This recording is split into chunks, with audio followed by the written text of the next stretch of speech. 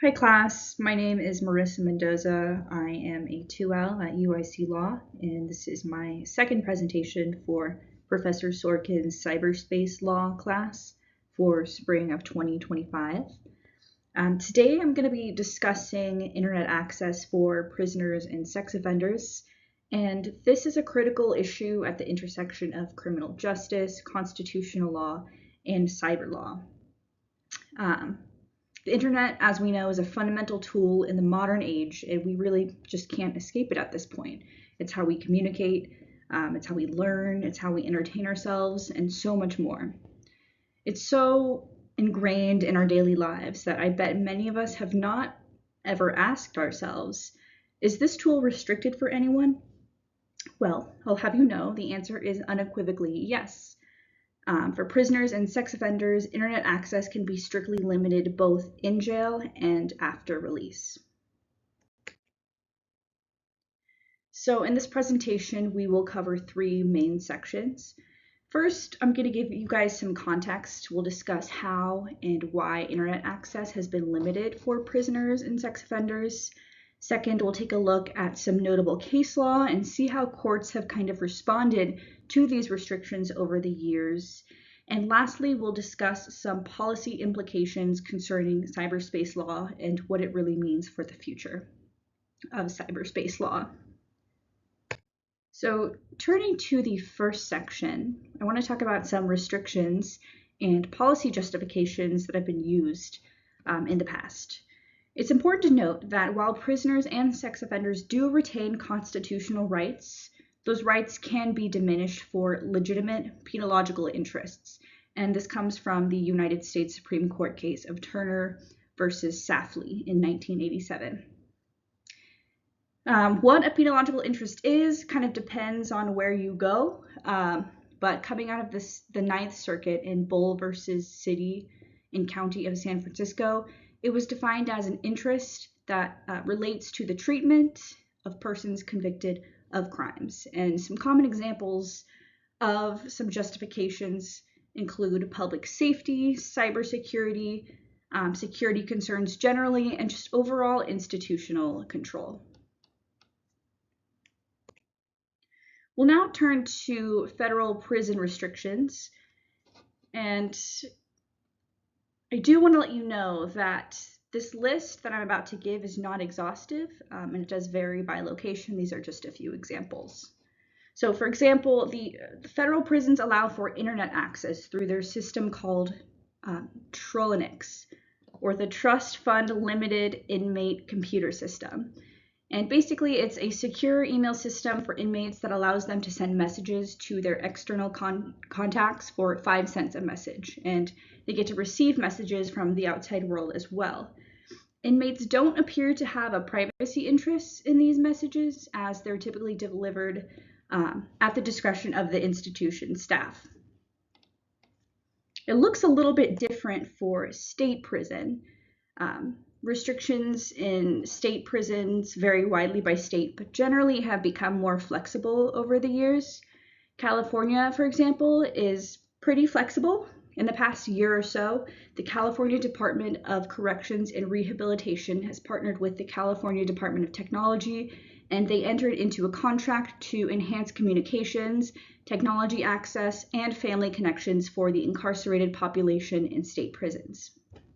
Many prisoners in California now have access to a variety of tools, including monitored tablet usage. So many of those features are free to the users, including the Department Operations Manual, the Healthcare Department Operations Manual, policies and regulations, internal prison handbooks, newspapers, podcasts, library ebooks, audiobooks, games, law library materials that you and I use, religious materials, mental and physical health materials, as well as rehabilitative content.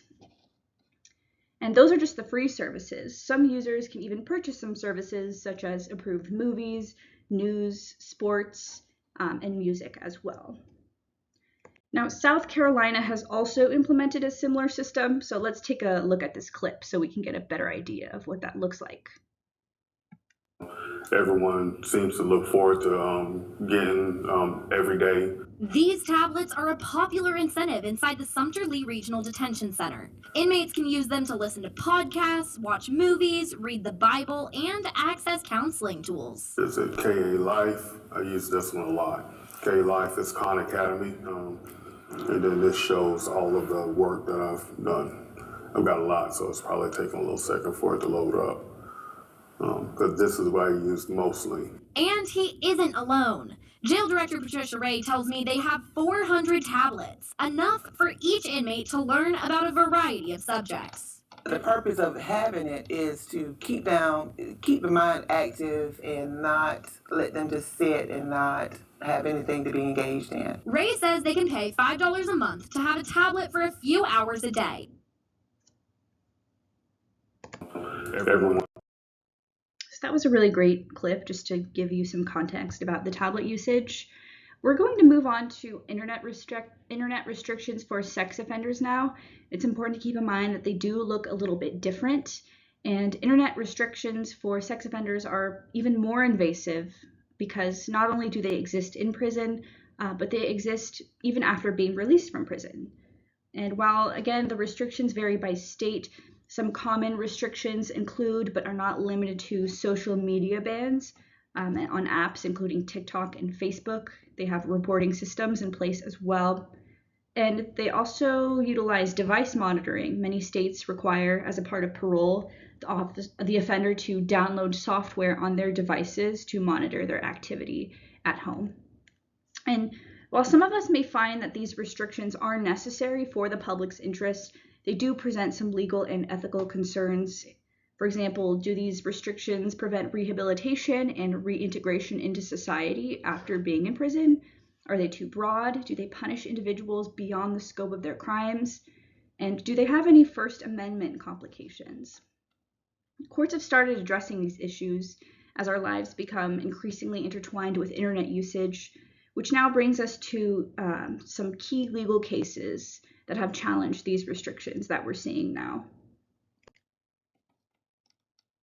Perhaps the most powerful and influential case relating to these issues comes out of the Supreme Court in 2017. We're going to talk about the case of Packingham versus North Carolina. In 2002, Lester Packingham had sexual intercourse with a minor, and he pleaded guilty to taking indecent liberties with a minor and had to register as a sex offender.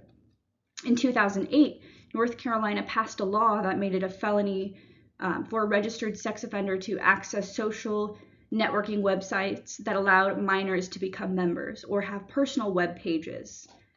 Packingham was charged with violating this law and appealed on First Amendment grounds.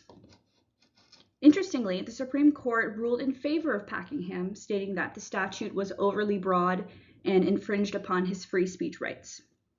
A powerful quote that I pulled was that even convicted criminals, and in some instances, especially convicted criminals, might receive legitimate benefits from these means for access to the world of ideas, in particular if they seek to reform and to pursue lawful and rewarding lives. Another case that touches on these issues is United States versus Ellis, which comes out of the Fourth Circuit in 2021. There, the defendant served 15 months in federal prison for failing to register as a sex offender and for earlier state convictions for possession of child pornography.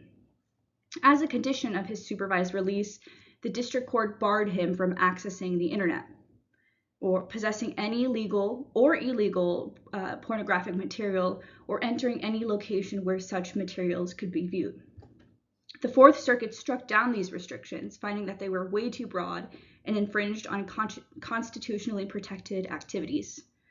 Some important quotes are, "The government did not establish that legal pornography is an obstacle to Mr. Ellis's rehabilitation or poses a risk of recidivism, let alone that banning access to the internet entirely was necessary to prevent its consumption.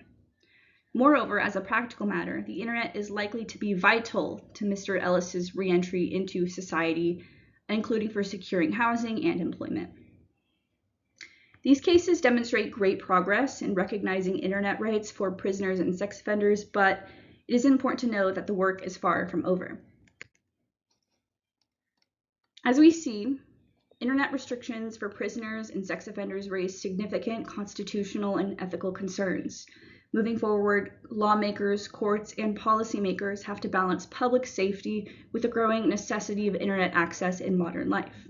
Here are just a few of the key policy implications that we'll discuss today. First, how will we enforce these restrictions as technology continues to develop?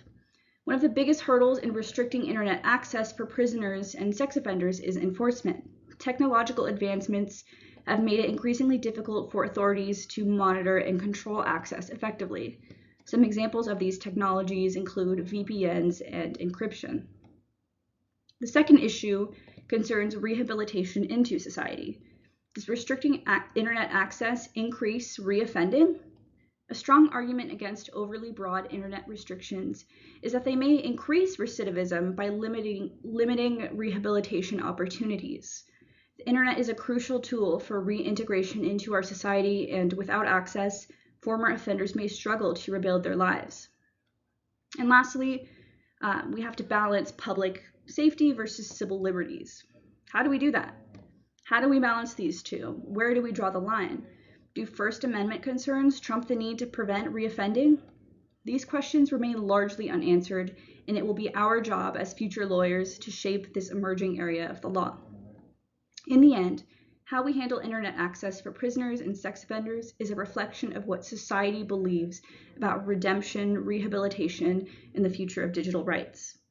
The decisions we make today will shape the landscape of cyberspace law for generations to come.